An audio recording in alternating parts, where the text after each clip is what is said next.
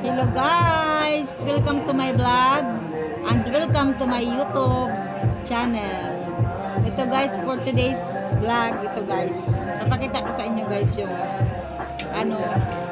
yung na-scam na parcel ng aking anak guys. Kasi yung anak ko guys, nag-order siya ng M8, yung isasaksak ba guys sa flat screen na TV, tapos doon siya maglalaro ng mga online games.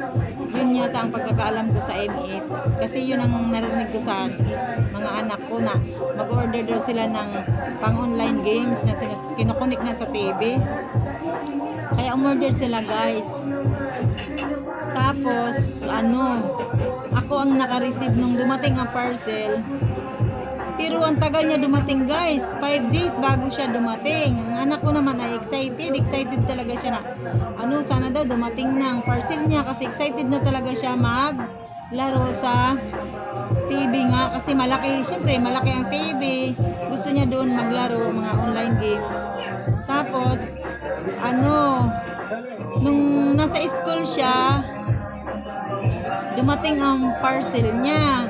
Ako guys ang nag-receive. Hindi ko naman guys alam, kahit pakapain ko yan, kapakapain ko, hindi ko alam yung laman, kasi hindi ko nga alam ang M8 kung ano yung, kasi first time ko nga lang yan narinig, kasi hindi naman ako manglalaro, hindi naman ako mahilig maglaro mga online games o mga pa yan, mga wala kong alam yan. Basta nireceive ko lang ang parcel ng anak ko. Tapos nung na pagdating ng anak ko, hindi ko yan binuksan, tinabi ko lang, kasi hindi naman yun sa akin, pera niya naman yun, kaya hindi ako nakialam ng parcel niya, tinabi ko yan guys. Tapos nung dumating na ang anak ko galing sa school, binigay ko ang parcel na order niya.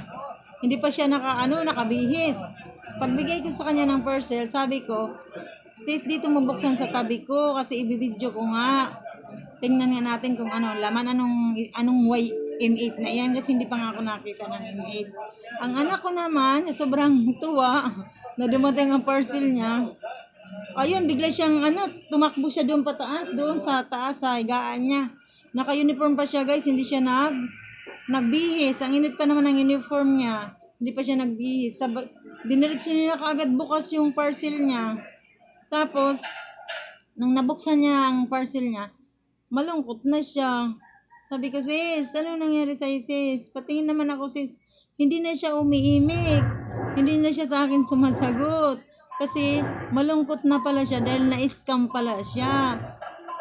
Sayang ang 900 na pinag-ipunan niya, pinaghirapan niya, nag-iipon siya ng pera. Tuwing binibigyan siya ng mga kapatid niya, tuwing nagsasahod ng mga anak ko na may trabaho, binibigyan siya ng pera, iniipon niya.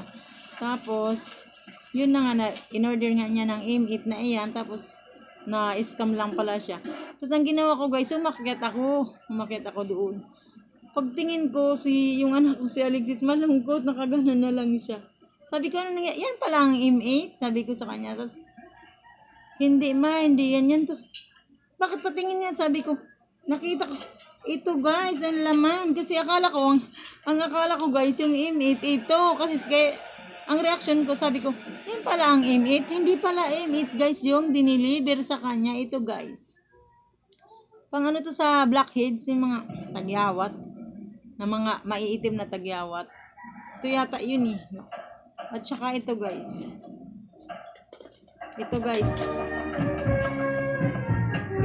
ang dumating sa kanya, dalawa.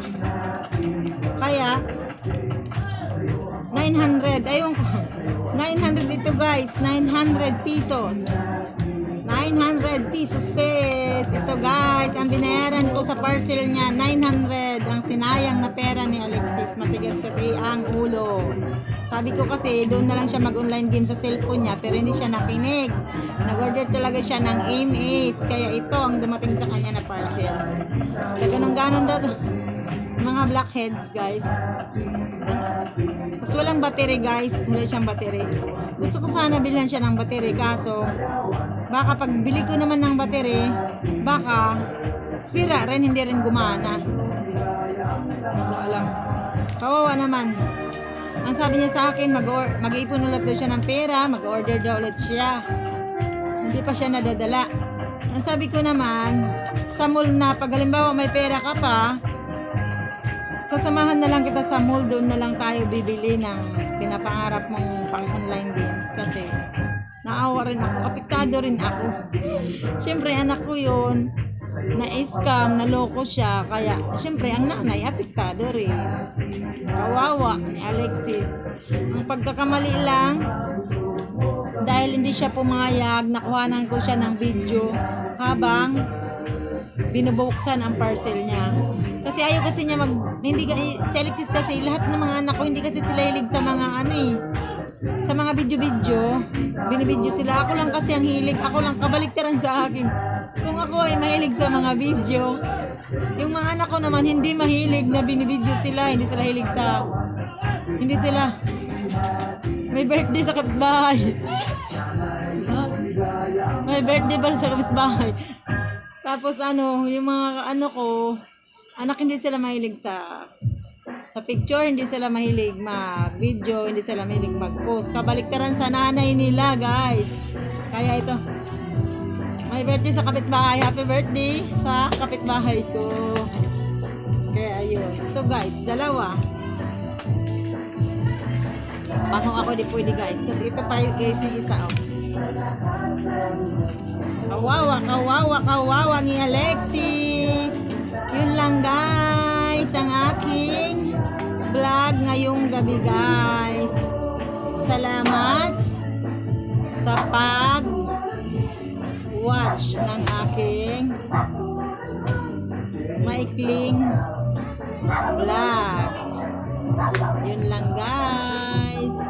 Bye bye. Thank you for watching. Nilagay ko sa basket. Bye bye guys. Thank you very much.